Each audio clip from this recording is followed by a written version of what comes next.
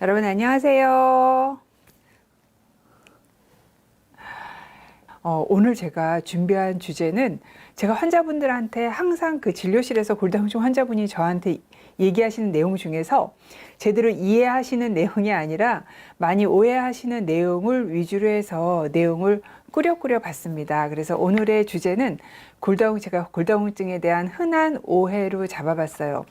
이제 사실 저한테 많이 오시는 환자분이 뭐 고혈압, 당뇨, 고지혈증, 그다음에 영양 관련 질환으로 그다음에 체중 늘고 싶어 하시는 분 오시고 가끔 비만 환자분 오시고 그리고 또 많은 프로포션을 차지하는 분들이 골다공증 환자분이고요.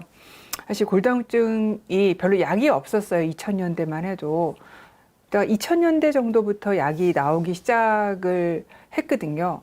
그리고 엄청난 많은 발전이 있었던 분야가 또 골다공증이라서 어느 정도냐면은 신약이 하나 새로 나와서 이 신약을 어떻게 써야 될까를 잘 모르는 상태에서 신약을 쓰다가 그 신약을 써보니 이렇게 하면 좋겠다라는 가이드라인이 나와서 약이 나오고 가이드라인이 나오고 이런 식으로 진행되고 있을 만큼 많은 발전을 이루고 있는 분야가 바로 골다공증이기도 합니다. 자, 제가 그럼 오늘 준비해 온 거를 시작해 보도록 하겠습니다. 자, 환자분들은 이렇게 생각을 하세요. 뼈는 되게 딱딱하고 변하지 않고 그대로 있는 것 같다고. 그런데 실제로 뼈는요 딱딱하지가 않습니다. 뼈 안에 콜라겐 파이버들이 이렇게 있잖아요. 그래서 콜라겐들이 들어있고 그 다음에 뼈 자체가 딱딱한 거는 칼슘이라던가 이런 인 같은 게 들어있어 딱딱해 보이지만은 실제로 뭐 이런 탁자라던가 노트북 같이 딱딱한 그런 거는 아니고요. 뼈 자체도 계속 가만히 있는 건 아니고 계속 조금씩 망가지고 조금씩 만들어지고 합니다. 여러분 이렇게 때 벗겨내시면 이렇게 때가 나오잖아요. 그럼 이 피부 세포가 밑에서부터 올라오면서 낡은 세포가 치워지고 밑에서 새 세포가 올라오는 거고 머리카락도 자라고 손톱도 자라죠. 그리고 항상 말씀드렸듯이 우리 몸에 있는 단백질도 하루에 300~400g 정도 분해가 되고 300~400g 정도 만들어지는 것처럼 뼈도요 매년 한 10% 정도가 망가지고 10%가 새로운 것으로 교체가 됩니다. 그래야 좀 강도가 새로 유지가 되죠. 그래서 총 계산을 하면 10년이면 내 뼈가 통째로 갈리는 기간이에요. 이렇게 딱딱해 보이고 변화 없어 보여도 항상 우리 몸에서는 낡은 거를 부시고 새로운 걸 만드는 일들을 계속 하고 있습니다. 그래서 뼈는 가만히 있는 게 아니라 매일 망가지고 매일 새로 생겨서 10년이면은 통째로 뼈가 새로 바뀐다. 그래서 그림을 보여드리면요. 이게 파골세포예요. 꼭 약간 유령처럼 생겼죠. 이 유령처럼 생긴 파골세포가 뼈를 이렇게 갉아먹습니다. 그럼 뼈가 비죠? 그럼 그 자리를 조골세포가 뼈를 만드는 세포거든요. 따라오면서 여기서 뼈를 조금씩 만드는 역할을 합니다. 이런 일들이 계속 몸 안에서 일어나고 있는 거죠. 그 다음에 환자분이 골다공증이 있습니다. 허리에 뼈가 많이 나쁘세요 라고 말씀을 드리면 그 다음 하는 말이 그래서 제가 허리가 아파요 이렇게 얘기를 하고 다리 골밀도가 나쁩니다 라고 말씀드리면 그래서 제가 여기 다리뼈가 아프다고 얘기를 하는데 골다공증은 아무런 증상이 없어요. 그럼 언제 증상이 나타나냐 하면 골다공증으로 아픈 일은 거의 없습니다. 부러지면 증상이 나타납니다. 그래서 아무런 증상 없이 진행을 하고 있기 때문에 우리가 신경 써야 되는 질환이기도 합니다. 골다공증은 그래서 어디가 뼈가 아픈 그런 증상을 갖고 있는 게 아니라 부러지는 것이 바로 골다공증의 증상이다 라고 생각하시면 되겠습니다. 그 다음에 이게 많이 제가 겪는 일인데 골다공증이 되면 보험으로 골다공증 약을 드리는데요.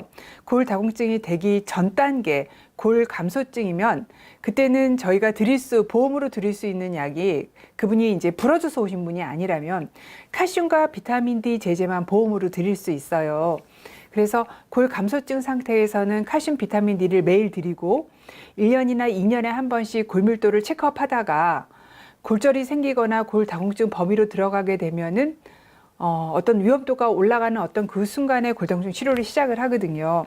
그래서 이제 칼슘 비타민 D를 이제 병원에서 받아서 드셨어요. 그래서 1년 반에서 2년 뒤에 골다공증 검사를 다시 했어요. 그래서 제가 아주 조금 나빠졌습니다라고 말씀을 드리면 되게 깜짝 놀라세요. 칼슘 비타민 D가 치료제라고 생각을 하시니까 이것만 먹어도 골밀도가 막 올라갈 줄 알았는데 의사가 좋다는 얘기는 안 하고 조금 나빠졌다고 얘기를 하니까 되게 황당해 하시는 거죠. 그런데 골다공증 치료제를 써야 골밀도가 올라가는 거고요. 보통 그 전 단계에서 쓰는 칼슘 비타민 D, 처방을 받아서 드시는 칼슘 비타민 D든 아니면은 여러분이 그냥 영양제로 사서 드시던 칼슘 비타민 D든 얘네들은 골밀도를 절대로 올리지는 못합니다. 그럼 얘네는 그럼 뭐하러 먹느냐고 하시잖아요. 얘는 무슨 역할을 하냐면 내가 나이가 들어서 50이 넘으면 그때부터는 골밀도가 굉장히 기하급수적으로 떨어지는데요. 칼슘 비타민 D가 넉넉하게 내 몸으로 들어오면 떨어지는 속도가 이렇게 가파르지 않고 천천히 떨어져요.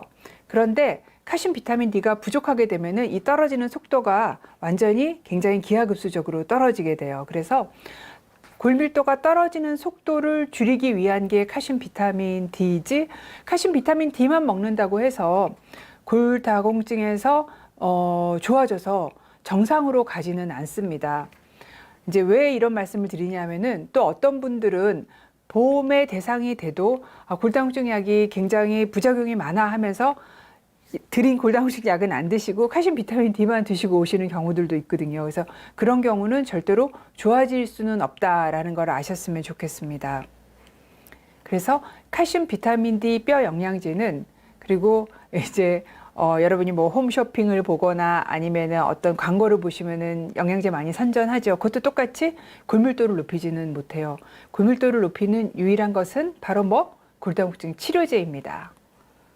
그다음 네 번째, 이것도 굉장히 많이 걱정을 하셔서 칼슘 영양제를 먹으면 콩팥에 돌이 생긴다. 칼슘 영양제를 먹으면 그 칼슘이 혈관에다 막 이렇게 껴가지고 동맥경화를 일으킨다. 이런 얘기를 되게 많이 드셔서 칼슘을 또 잘 많이 안 드시려고 하시는 분이 있는데요. 칼슘 영양제는 굉장히 필요합니다. 왜 필요하느냐면요.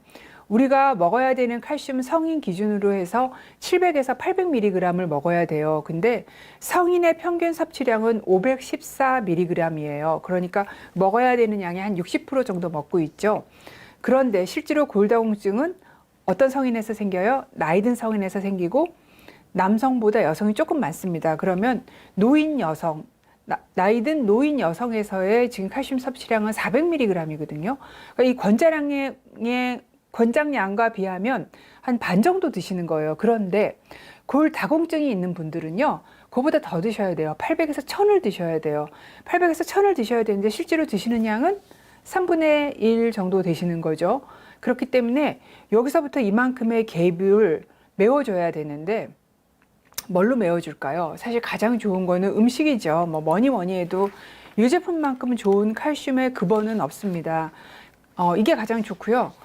우유나 요구르트, 그다음에 치즈. 저는 항상 여러분한테 말씀드리시지만 요거트가 가장 좋다라고 말씀을 드릴 수가 있죠. 이유는 우유가 가진 송아지가 먹어야 되는 생리활성 물질을 요구르트로 만들면서 다 발효를 했고, 단지 여러분이 너무 달달한 요구르트만 선택하지 않으시면 요구르트가 굉장히 좋은 유제품으로서의 대안이고 또 좋은 단백질이 들어있는 식품이기도 하고 또 좋은 프로바이오틱스가 들어있는 그런 식품이기도 해요. 그래서 이런 것들을 하루에 1개 내지 2개 골라서 드셔야 되고, 치즈는 보통 사실 집에서 이런 치즈 먹는 분은 거의 없잖아요. 슬라이스 치즈 드시잖아요.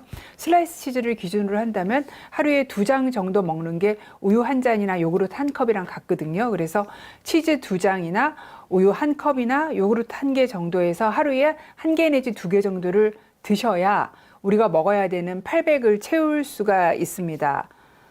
그러니까 그러면 이제 이거 말고 그럼 어떤 식품에 칼슘이 많으냐면요. 멸치 같은 뼈채 먹는 생선에도 많아요. 근데 사실 멸치를 항상 이만큼 먹을 수는 없잖아요. 그리고 먹다 보면 굉장히 또 짭니다, 멸치가. 그래서 바다에서 나왔으니까 당연히 짜죠. 그래서 막 넉넉고 되게 많이 먹기도 어려워요. 배고파도 좋은 식품입니다. 하지만 채소에도 칼슘이 많이 들어있어요. 시금치에도 들어있고 브로콜리도 들어있고 채소에도 많이 들어있는데 채소로 유제품에 들어있는 것만큼 칼슘을 먹으려면은 거의 막 삶은 걸 이만큼 드셔야 돼요. 그리고 또 채소 자체에는 칼슘을 좀 흡수를 방해하는 성분들이 많이 들어있어서 칼슘에 가장 좋은 음식, 소스 음식인 급어는 유제품이 가장 좋습니다. 그 다음엔 저는 개인적으로 뼈채 먹는 생선이 좋아요. 그 다음에 이제 사골 국물이 색깔이 이렇게 우유 같잖아요. 그래서 여기에 칼슘이 되게 많다고 생각하셔서 골다공증 진단 받으시면 사골 국물 드시는 분 많은데, 우리가 사골 국물 한 그릇 이렇게 먹으면 보통 400cc거든요.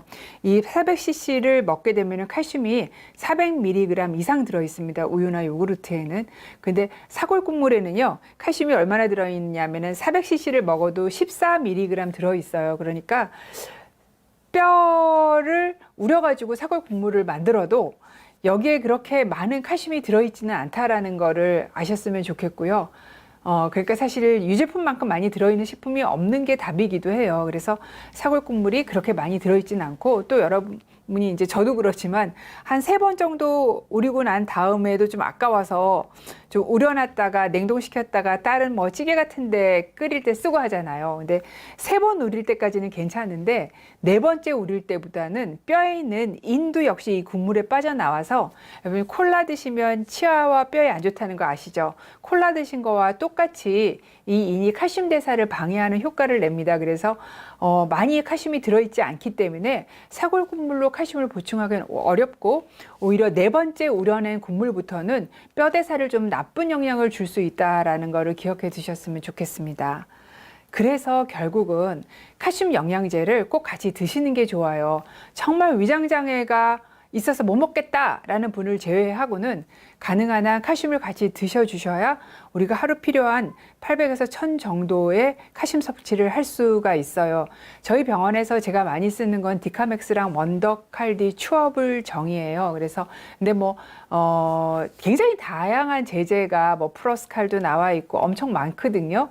그래서 드시고 계신 제품을 한번 보시고, 중요한 건 골다공증 치료제만 드시는 게 아니라 칼슘, 비타민 D 영양제도 좀 같이 드셔주셔야 된다라는 거.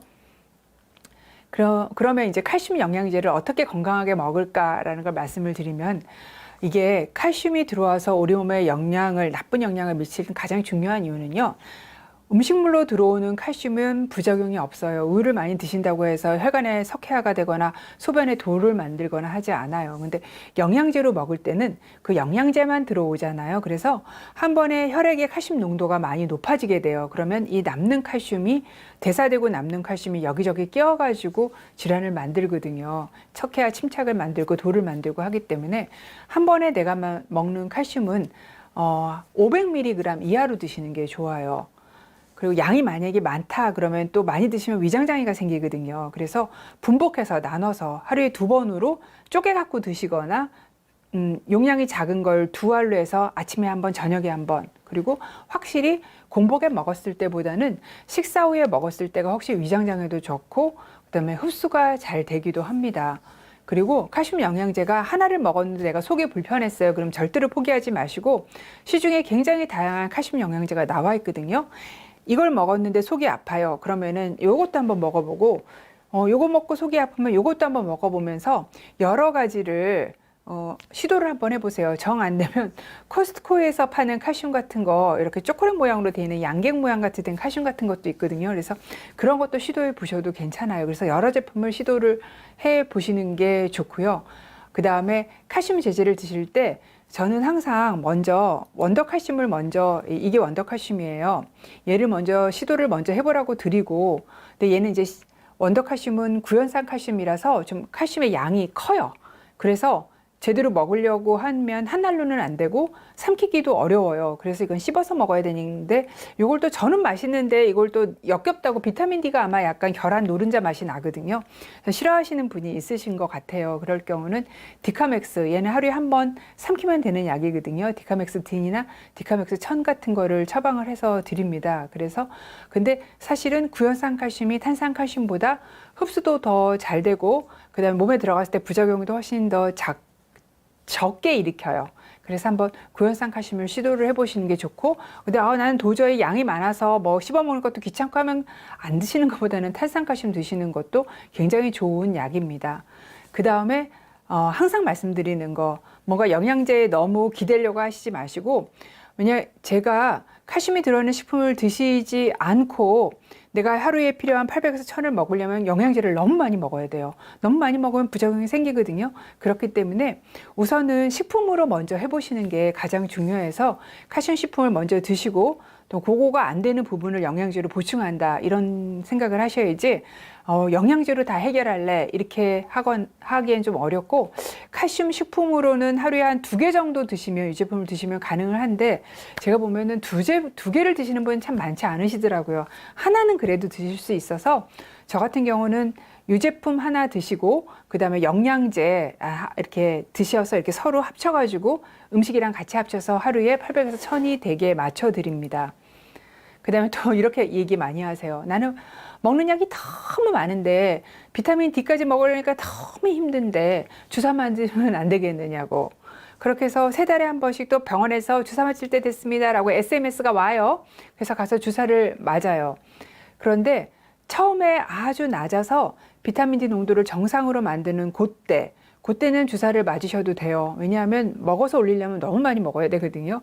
근데 그 이후로는 주사를 맞는 것보다는 이렇게 입으로 먹는 게 좋습니다. 그 이유는 주사를 맞았을 때는 한 번 들어가는 비타민 D의 양이 여러분이 하루 드시는 비타민 D의 한 200배 정도가 들어가세요. 100배에서 200배. 그러니까 너무 많은 비타민 D가 들어오면 이 안에 칼슘 대사가 망가지기 때문에 한꺼번에 너무 많은 비타민 D가 들어오면은 오히려 낙상이 더 되고 골절이 더 증가한다는 보고도 있어요. 그러면 나는 근데 매일 먹는 거 정말 못하겠어 라고 생각하시는 분은 그러면 어디까지 많이 먹어도 되느냐 하면요. 3달에 한 번 주사를 맞는 건 좀 너무 과하고 매일 먹는 게 너무 귀찮으면 일주일에 한 번 드시는 건 괜찮아요. 그리고 한 달에 한 번 드시는 것까지는 괜찮아요. 한 달에 한 번 드실 때 많이 드시는 분이 이제 체구가 크시면 한 6만 유니트 드시거든요. 하루에 2000 유니트를 계산을 해서. 근데 6만 유니트가 넘어가면 비타민 D가 어떤 도움을 주는 것보다 해를 주게 되는 경우가 많습니다. 그래서 한 달에 한 번까지 드시는 건 괜찮지만 3달에 한 번 주사 맞는 거는 한꺼번에 너무 많은 비타민 D가 들어간다라는 거를 알아주셨으면 좋겠습니다. 또 이렇게 얘기하십니다. 또 비관적이신 분은요. 골다공증 치료를 해도 골밀도가 올라가지는 않고 그냥 유지만 시켜주는 거죠 라고 얘기를 하시지만 전혀 그렇지 않고요. 골다공증 치료제는 골밀도를 올릴 뿐더러 골절을 예방하는 효과도 있습니다. 그럼 이제 얼마나 골밀도를 올리는지 여러분 보여드릴게요. 자, 이베니트는요. 이제 약간 골다공증에 관심이 있거나 병원을 가보신 분은 알 거예요. 1년 동안만 한 달에 한 번씩 주사하는 약인데 보험이 안 됩니다. 얘는 뼈를 많이 만드는 약이고요. 부갑상선 호르몬은 최대 우리가 2년 쓸 수 있는 약인데 매일 피하 주사를 하거나 일주일에 한 번씩 피하 주사를 하는 약이에요. 그 다음에 프롤리아는 지금 우리나라에서 아마 가장 많이 쓰고 있는 약인데 6개월에 한 번씩 주사하는 약이에요. 그리고 포사맥스는 먹고 난 다음에 이렇게 가만히 있어야 되는, 빈속에 먹고 가만히 있어야 되는, 일주일에 한 번 먹거나 또는 한 달에 한 번씩 3달에 한 번씩 주사 맞기도 하고 한 달에 한 번씩 먹기도 하는 그런 약이 비스포스포네이트인데 그중에서 좀 강한 쪽의 약이, 그중에서 좀 약간 효과가 좋은 약이 포사맥스라는 약이고 가장 많이 쓰는 비스포스포네이트 중에 하나예요. 자, 이랬을 때 얼마나 올라가는지 보겠습니다. 자, 가장 최근에 나온 이베니티를 1년 동안 주사를 맞으면 요 2개는 골 흡수를 억제하는 약이에요. 요 2개는 골을 많이 만드는 골형성 촉진제예요. 보통 얘네들은 막 골절이 2-3군데 있지 않으면은 보험이 안 됩니다. 대부분 비급여를 쓰게 되는 약이고요. 요거는 대부분 보험으로 쓰는 약이에요. 자, 볼게요. 이베니티는 1년 동안 치료를 하면요. 허리 골밀도는 13% 올라가고요. 고관절 골밀도는 7%가 올라가요. 부갑상선 호르몬은 2년을 치료를 하면요. 허리는 10%, 고관절은 3% 올라가요. 허리가 많이 올라가고 고관절은 좀 덜 올라가죠. 프롤리아라고 여러분이 가장 많이 쓰시는 데노스웹은 3년 치료했을 때는 허리가 9% 올라가고 고관절이 6% 올라가고요. 10년 치료를 하면 허리가 22% 올라가고 고관절이 9%가 올라가요. 포사맥스는 이런 약들이 나오기 전에 가장 많이 썼던 약인데 공복에 먹어야 되는 약, 여러분이 턱관절 괴사 이런 것 때문에 걱정하시는 그 약이요. 포사맥스는 3년 치료했을 때 허리는 9% 올라가고 고관절은 6% 올라가고 그 다음에 10년 치료했을 때 허리는 15% 올라가고 고관절은 5% 올라가요. 그럼 이렇게 한번 보시면요. 이베니티를 1년을 치료하면은 허리뼈가 되게 안 좋으신 분들이 허리 골밀도가 13% 올라가는데 이 정도는 어느 정도의 약이냐면요. 포사맥스를 거의 10년 치료했을 때 허리 골밀도가 올라가는 약이에요. 그렇기 때문에 지금 골밀도가 너무 낮아서 지금 골절의 위험도가 굉장히 높으신 분들은 포사맥스를 시작을 해갖고 어느 천년의 골절 위험도를 낮게 만들어 드리겠어요. 그래서 그럴 때는 효과가 조금 더 좋은 골을 많이 만드는 약을 먼저 쓰고 난 다음에 이쪽 약으로 넘어가는 게 추세예요. 그래서 이런 뭐 숫자까지 여러분이 아실 필요는 없고 여기서 아셔야 되는 거는 골다공증 치료제가 그냥 뼈를 유지만 시켜주는 그런 약이 아니라 정말 골밀도를 많이 올려서 골절을 예방하는 효과를 가지고 있는 효과적인 약이다라는 약을 드리고 싶습니다. 그 다음에 골다공증 치료제는 와서 가끔 이러세요. 아우, 친구가 이거 쓰고 있는데 저도 이거 쓰면 안 됩니까? 하시고, 그 다음에 방송에서 제가 이 약을 봤는데 고령성 촉진제 이거 좋대던데 이거 쓰면 안 되냐고 처방해 달라고 하는데요. 누가 옆에 사람이 쓴다고 하는 거는 그 뭐 옷이나 사거나 핸드백 살 때 하는 거고요. 뼈는 그 사람이 가지고 있는 위험도가 다 달라요. 그래서 골절 위험도나 또는 그 사람이 가지고 있는 기저질환에 의해서 뭐 콩팥이 안 좋으면 쓸 수 없는 약이 있고, 그 다음에 최근에 심장병이 있었으면 쓸 수 없는 약이 있고, 그 다음에 또 어떤 약은 보험이 되고 어떤 약은 보험이 안 되고, 그 다음에 내가 위험도가 얼마나 높으냐에 따라서 위험도가 높으면 조금 더 빨리 작용하는 약을 써야 되고, 내가 위험도가 낮으면 조금 더 천천히 작용하는 약을 써도 되는 거죠. 그리고 나는 좀 매일 먹는 거 너무 어려워. 그러면은 뭐 어쩔 수 없이 6개월에 한 번씩 주사 맞거나 1년에 한 번씩 주사 맞거나 하는 제형을 다 따져서 쓰는 거지, 누가 옆에 사람이 쓰거나 광고나 TV에서 봤다고 해서 쓸 수 있게 그렇게 선택을 할 수 있는 건 아닙니다.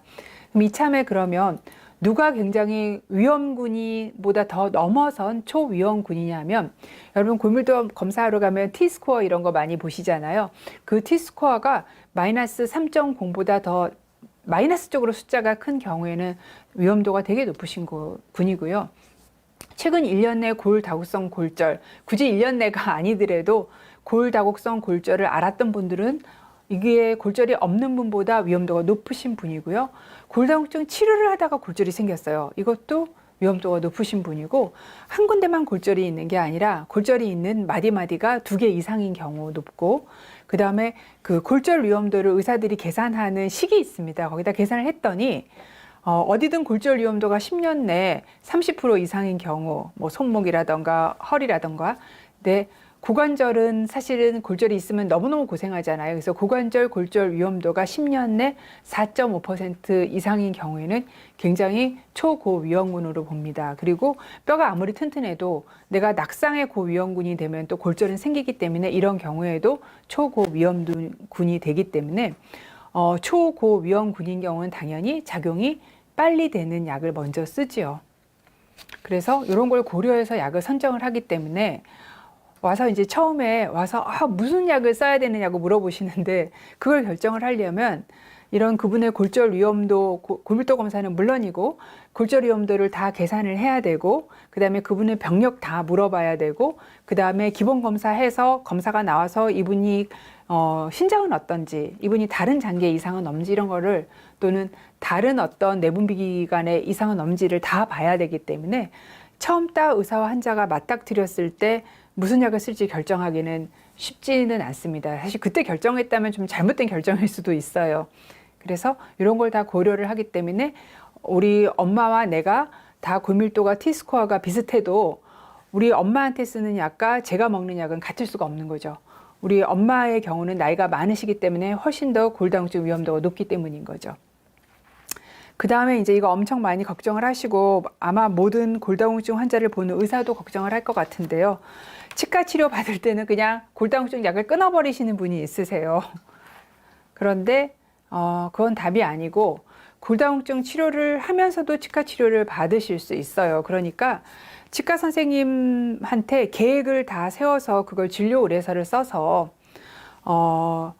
골다공증 약 주시는 분한테 가져가시면 그 치료에 맞춰서 뭐 주사를 요때 맞고 스탑을 하고, 골다공증 약을 그러니까 스탑을 하고, 그 다음에 치과 치료를 하고 다시 시작합시다라고 이런 계획을 세울 수가 있어요. 그래서 내가 치과 치료 예정이라고 해서 무조건 약을 딱 끊어버리면 효과가 후루룩 옛날로 다 돌아가 버리면서 어떤 분들은 골절 위험도 갑자기 확 올라가는 경우도 있어요. 그래서 골다공증 치료를 할 때는 치아를 봐주시는 분과 골다공증을 봐주시는 분이 서로 커뮤니케이션을 해가지고 언제 약을 중지하거나 또는 약을 교체를 하거나 다시 시작을 하거나를 다 고려를 해서 하시면 골다공증 치료 중에도 치과 치료를 충분히 받을 수 있습니다. 그래서 그냥 나 치료해야 되니까 약 끊어야지 하고 당장 끊고 병원을 안 나오시는 그것만 안 하시면 됩니다. 그 다음에 이제 골다공증 치료를 하고 골밀도가 좀 좋아졌어요. 그러면은 좀 좋아졌습니다 하면은 약을 그냥 딱 끊어버리시는 분이 또 있는데요. 대부분의 골다공증 치료제는 대부분 평생 약을 먹습니다. 여러분이 고혈압이나 당뇨나 콜레스테롤 약을 먹으면 평생 약 먹는 거랑 똑같이 골다공증도 만성 질환이기 때문에 약을 한번 시작하시면 대부분 평생을 먹게 돼요. 자, 그러면 제가 조금 복잡한 그래프를 하나 보여드릴게요. 지금 여러분이 새로운 신약들이 나오기 전에 가장 많이 썼던 약은 비스포스포네이트예요. 약을 딱 끊고 난 다음에 골밀도가 여기서 시작했다면 얼마나 떨어지는지 보여드리면, 비스포스포네이트는 약을 끊고 1년이 되면 뭐 포사맥스, 봄비바, 그다음 맥스마빌, 액토넬 이런 약들이에요. 이런 약들은 끊어도 시간이 지나도 골밀도가 떨어지지 않아요. 그러니까 이 약이 이렇게 뼈에 오래 남아 있어서 골밀도를 유지시켜 주는 게 이 약의 장점이자 또 오래 남아 있기 때문에 뭐 턱개사라던가 아니면은 이 비정형 골절 같은 어떤 비정형적인 골절을 일으키는 원인이 되기도 해요. 그러니까 이게 장점이자 단점인 거죠. 그래서 비스포스포네이트는 약을 끊어도 골밀도가 유지가 되는 경우가 많아요. 오랫동안 한 5년 썼으면 5년 정도 유지가 보통 되더라고요.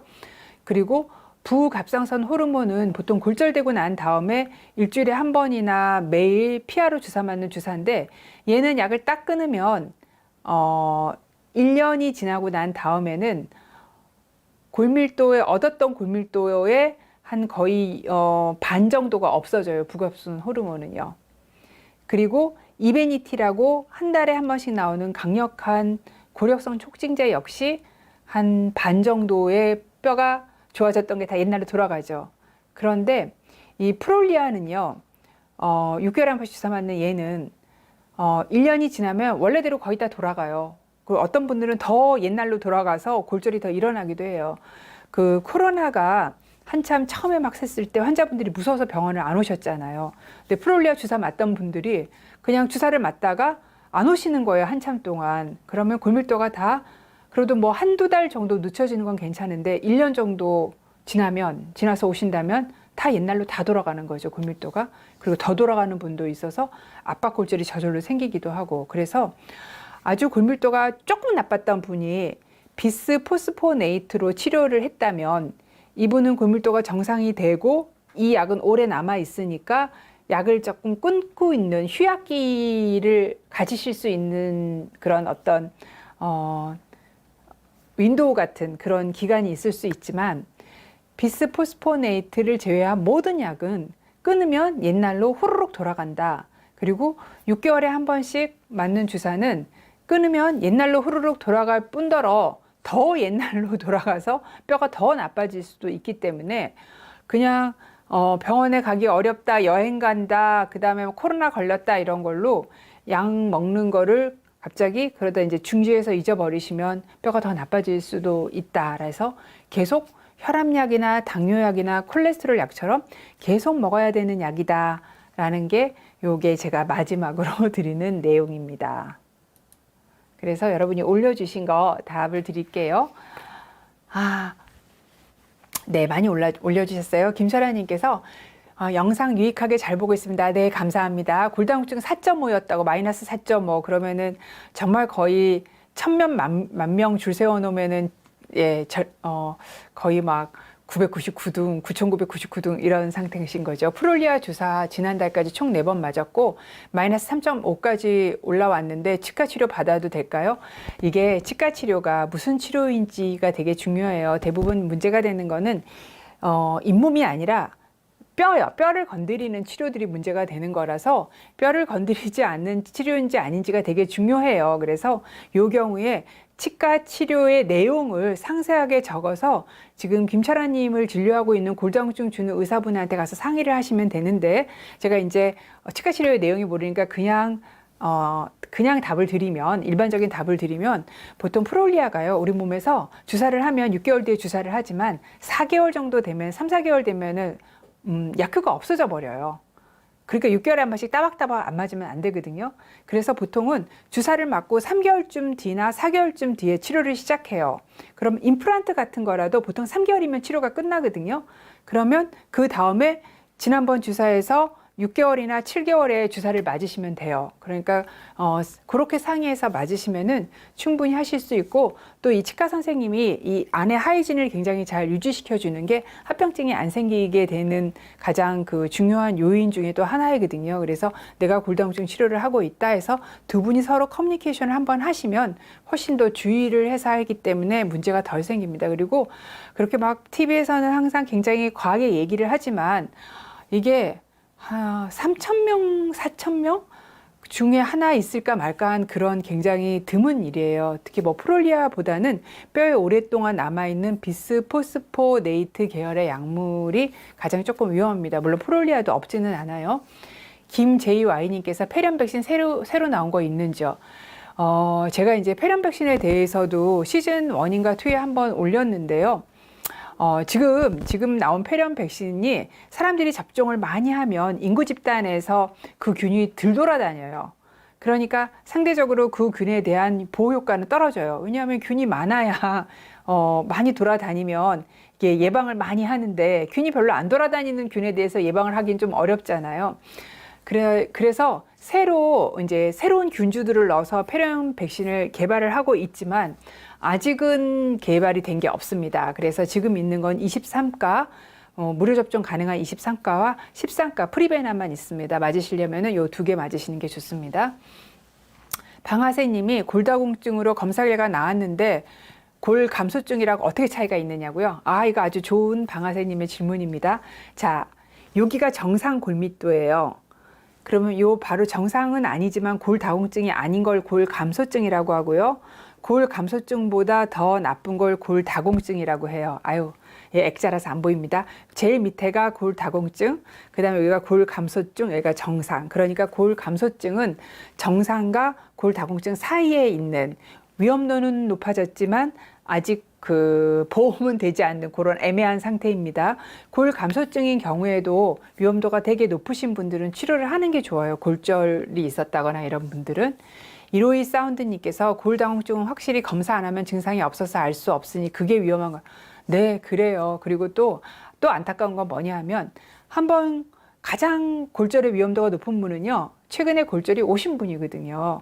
골다공성 골절이 있었던 분이 가장 위험도가 높은데, 골다공증 치료를 같이 해야 되는데 보통 골절 치료만 하고 그 다음에 환자가 병원을 계속 안 가거나, 또는 골절 치료로 연결되지 않아서 재골절이 되는 경우가 많아서, 내가 골감소증이라고 그래도 골절이 있었으면 치료를 해야 되기 때문에 이제 부러지면은 골다공증 검사를 같이 요구를 해서 열심히 치료를 해서 재골절을 예방하는 게 굉장히 중요합니다. 증상이 없기 때문에 또 문제죠. 그래서 우리나라의 국가검진에서 55세와 65세는 무료로 골다공증 검사를 한 번씩 해줘요. 근데 여자들만 해줘요. 그래서 남자분들도 70세 이후에는 골다공증 굉장히 많으시거든요. 그래서 혹시 아버님이 좀 나이가 되셨으면 모셔다가 골밀도 검사를 한번 해보는 것도 좋겠습니다. 어쩌다 진갑 플러스 1님께서 진갑이 지나셨나 봐요. 임플란트 할 때 뼈 이식 많이 해야 한다면 골다공증에 영향이 있는 건가요? 네, 당연히 영향이 있죠. 이 뼈를 건드리는 거에 영향이 있어요. 그런데 골다공증 치료를 하시는 경우에는 당연히 그 치료에 상관이 없는 약들도 굉장히 많기 때문에 서로 치과 선생님이랑 골다공증 치료하는 선생님이랑 서로 커뮤니케이션을 해서 어떤 약을 어떻게 쓸 건지, 무슨 치료를 어떻게 할 건지, 어떤 계약 타임 스케줄 안에 할 건지를 결정해서 하시면 됩니다. 자, 바스타 제이님께서 턱 괴사가 무섭다고. 저는 사실 운이 좋아서 그런지 아직은 한 번도 제 환자분이 턱 괴사로 오신 적은 없는데, 사실 일반적으로 많이 생기는 일은 아니에요. 뭐 그리고 골다공증 약이 아닌 다른 약에도 석회사가 생길 수가 있고요.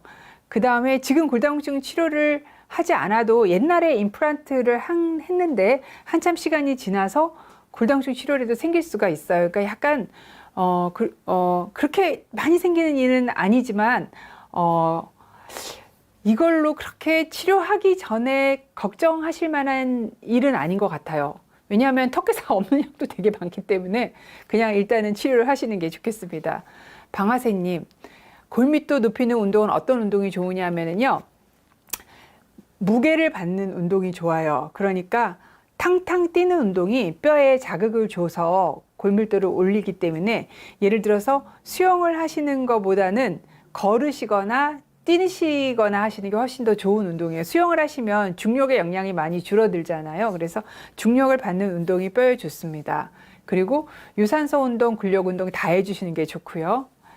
자, 이로이 사운드님께서 운동을 하면 근육뿐만이 아니라 뼈도 단단해진다는, 네, 그게 맞습니다. 뼈를 튼튼하게 하는데 좋은 운동이나 습관이 궁금해요. 자, 유산소 운동, 근력 운동 하시는 게 좋고, 유산소 운동은 아까 말씀드린 대로 무게를 받는, 중력의 영향을 받는 운동을 하시면 됩니다. 습관 평상시에 하실 거는 운동하시는 게 습관이고, 유제품 드시는 게 습관이고, 그 다음에 어떤 특정 나이가 되면 갱년기 넘어서는 골밀도 검사를 해보시는 게 중요합니다. 그 다음에 김케이님께서 저는 골다공증 마이너스 3.6이겠죠. 위장이 많이 안 좋아서 칼슘 못 드신다고 하시는 것 같은데요. 칼슘 많이 못 드시면은 요구르트 하루에 드시면 돼요. 그리고 비타민 D를 드시면은 칼슘을 요구르트에서부터 비타민 D가 잘 흡수를 해서 내 몸에 들어오기 때문에 제 환자분 중에서도 이거저거 다 바꿔서 칼슘제를 먹었는데 도저히 속이 안 받아서 못 드시는 분이 있어요. 그러면 제가 비타민 D만 드리고 있거든요. 그래서 이거저거 먹어보는 걸 해보시고 안 되면은, 아니 그리고 뭐 정말 안 되시면은 요구르트 하루에 2개 드시면 돼요. 우유 하나, 요구르트 하나 드셔도 되고, 요구르트 하나, 치즈 2개 드셔도 되고, 그렇게 해서 드시면 됩니다. 드실 수 있어요. 그 다음에 김세윤 님이 골다공증 검사 결과 고관절이 안 좋아서 6개월에 한 번씩 팔에 주사를 3번 맞아요. 6개월에 한 번 주사 맞는 건 프롤리아입니다. 6개월 후에 또 오라고 하는데 계속해서 주사를 맞아도 괜찮은지, 그럼 괜찮습니다. 특히 고관절이 안 좋으면은, 이거는 너무 위험하거든요. 고관절은 정말, 부러지면 돌아가시는 분도 많아요. 한 25%? 20%가 아마 1년 사망률일 거예요. 그래서 이건 꼭 치료를 해야 되고, 다른 병원에서 검사를 해봐도 내용은 같을까요? 고관절은 어떻게 해야 좋아질런지요? 칼슘은 계속, 이거는 약을 치료를 하지 않고 좋아지지는 않은데, 혹시 참 이렇게 말씀드리기 죄송스러운데, 이게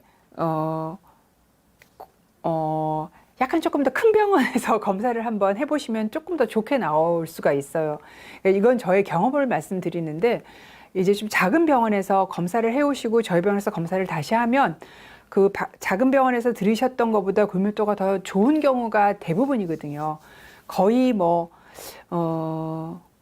대부분의 경우에 훨씬 더 저희 병원에서 한 검사들이 좋아서, 저는 혹시 작은 병원에서 검사를 하신 거였다면 조금 더 큰 병원에서 한번 더 검사를 받아보시면은 다른 수치가 나올 가능성도 있다라고 아주 조심스럽게 말씀드리겠습니다. 백도님께서 친정어머님이 81세이신데 2년 전에 집에서 넘어져서 골다공증인지 알았다고 시술을 받았는데 지금 밖에도 못 나시고 무서운 질병이라고. 네, 그게 이제 대부분 보면은 나이가 젊은 분들은 부러져도 바쁘게 막 다니다가 손목 같은 데 나가요. 근데 그 다음에 한 70 정도 되시면은 60대, 70대 정도 되시면은 척추가 골절이 되고요. 80이 넘어가면은 고관절에 골절이 생겨요. 근데 이제 척추도 물론 부러지게 되면은 뭐 거의 우울증에 빠지고 자세가 이렇게 되고 하지만 고관절은 사망과도 연결됐거든요. 고관절 골절이 있다가 사실은 수술을 안 하시면 저절로 붙는 일은 없기 때문에 그분은 거동을 못 하시게 되고, 사람이 거동을 못 하게 되면 그때부터는 굉장히 건강이 나빠져요. 폐렴도 잘 생기고 심하면 욕창이 생기기도 하고 요로 감염이 생기기도 하면서 어떤 이런 다운힐 코스를 가게 되거든요. 그래서 사실은 이제 수술을 할 수 있으면 가능한 수술을 하시는 게 환자분이나 간병을 하시는 분한테 도움이 되는 방법인 거죠. 이제 집 밖을 못 나가시게 되면서 그때부터 합병증이 생기게 된다는 거. 방아쇠님이 가정에서 만든 요거트도 괜찮냐고. 당연히 좋지요. 집에서 만들면 되게 쉬워요. 그래서 여러분이 사서 먹는 요거트가 얼마나 설탕이 많이 들어있는지를 집에서 만들어 보시면 압니다. 집에서 요거트 만드셔서 견과류 갈은 거 넣으시거나 아니면은 과일 굉장히 조그맣게 촉해가지고 집어넣어서 드세요. 너무 과일 먹으면은 너무 많이 넣으면 달달하니까. 꿀은 넣지 마시고요. 꿀은 너무 달고요. 신종숙님께서 골다공증이 있는데 약을 받아왔어도 안 먹고 지나가고 있다고 식품으로 해결하고요. 약을 꼭 먹어도 되나요? 이거 아까 제가 몇 번째 말씀을 드린 거냐면은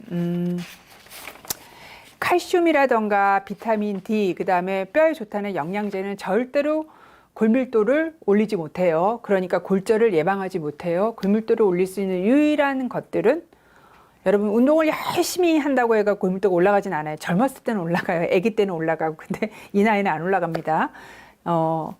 골다공증 치료제 말고는 없어요. 그러니까 받아온 약을 한번 드셔보세요.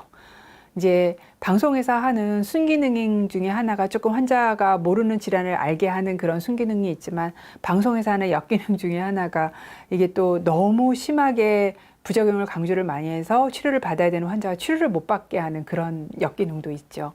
김세윤님께서 병원서 주는 칼슘제가 위가 너무 아파서 못 먹겠다고 바꿔달라고 하세요. 바꿔서 드셔보세요. 칼슘제가 정말 종류가 많거든요.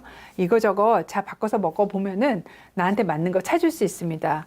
한 10명에 1명 내지 20명에 1명은 도저히 바꿔도 안 되는 그런 분은 유제품 하루에 2개 드시고 비타민 D 충분히 드시면 우리가 음식에 들어있는 칼슘을 비타민 D가 쪽쪽 내 몸으로 빨아들이기 때문에 칼슘제 없이도 견디실 수 있어요. 치료하는데 크게 문제 안 되실 수 있어서요. 이로이 사운드님께서 알약 못 먹어서 코랄 칼슘이라고 해조 칼슘 먹는다고 하는데요. 속도 안 좋고 불편하다고. 지금 이제 해조 칼슘이나 천연 칼슘 많이 드시는데 그거보다는 여러분이 골밀도 검사한 병원에서 처방받는 칼슘 비타민 제제가 훨씬 좋습니다. 그래서 전혀 천연이라고 해서 이 부분은 더 좋지 않아요. 처방받는 칼슘 비타민제가 제일 좋다라고 아시면 돼요. 김케이님께서 3.6인데 위장이 많이 안 좋아서 칼슘제를 복용하지 못하고 6개월에 한번 주사를 맞고 있거든요. 어떻게 해야 될까? 칼슘은 주사를 못 맞아요. 너무 양이 많아서 맞으려면 혈관으로 놔야 되는데 그렇게 하는 경우는 저칼슘 혈증 있는 경우를 제외하고는 없어서 6개월에 한 번은 아마 골다공증 치료제를 주사를 맞고 있는 것 같고요. 칼슘제 복용 못하면 요구르트 2개 드시거나 요구르트 하나 우유 하나 드시거나 우유 하루에 2개 드시거나 우유 하나 치즈 2개 드시면 됩니다. 그리고 비타민 D를 부족하지 않게 드시면 칼슘제 드시는 것과 같은 효과를 냅니다. 그리고 가끔 멸치나 백어포 드시고요. 아멜리아님께서 70대 초반 남성 기준으로 350mg 정도의 칼슘 영양제 섭취는 과잉 걱정 안 해도 됩니다. 네, 제가 500mg 이하로 드시면 별 문제 없어요. 그래서 그 정도 드시면은 우유 한 잔 드시고 350 드시면 우유 한 잔에 200 들어있으니까 합쳐서 500 들어있고 일반적인 식사에서 500이 들어올 거라서 2개 합치면 1000인 정도 되거든요. 식사와 칼슘 영양제와 우유 그러면 부족하지 않아요.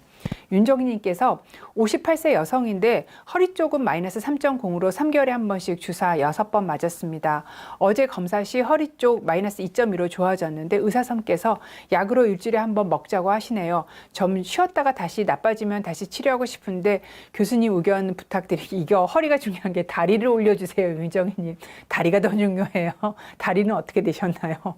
다리를 기준으로 보통 어디까지 골밀도를 올리냐면요. 2.5가 됐다고 해서 딱 끊지 않고요. 보통 더 올리면은 더 골절 예방이 잘 되거든요. 그래서 조금 더 올리는데 다리를 기준으로 2 정도까지 올립니다. 그래서 다리로 기준으로 2 정도까지 올라왔고 허리가 2.2라 하면 지금 잠깐 끊었다가 약을 조금 더 시간이 지나고 드셔도 되는데 보통은 일단 쓰셨으면 5년 정도는 쓰는 게 좋다고 되어 있어요. 그래서 지금 허리가 중요한 게 아니라 다리가 중요하다라고 말씀드릴 수 있어요. 윤세훈님께서 골다공증은 정형외과가 맞는지 이거 참 예민한 얘기인데요. 제가 정형외과 선생님들한테 말씀드리기 참 죄송하지만 제가 학생 때 본 거랑 졸업하고 난 다음에 본 제 동기들을 봐도 그렇고 수술하는 과 선생님들은 수술 환자를 좋아해요. 수술을 좋아하고 그리고 그렇기 때문에 골다공증은 수술하는 병이 아니잖아요. 그래서 정형외과 선생님들이 그렇게 좋아하면서 관심 있게 보는 그런 병은 아닙니다. 그래서 약간 정형외과는 약간 좀 남자 선생님들 많고 하니까 약간 좀 뭐라 그러나 아버지 스타일 진료를 하시는 것 같고 내분비내과나 가정학과 선생님들은 내과계 선생님들은 조금 어머니 스타일의 진료를 하시는 것 같더라고요. 그래서 골다공증은 정형외과, 그다음에 가정의학과, 그다음에 내과 이렇게 봅니다. 재활의학과에서도 많이 봐요.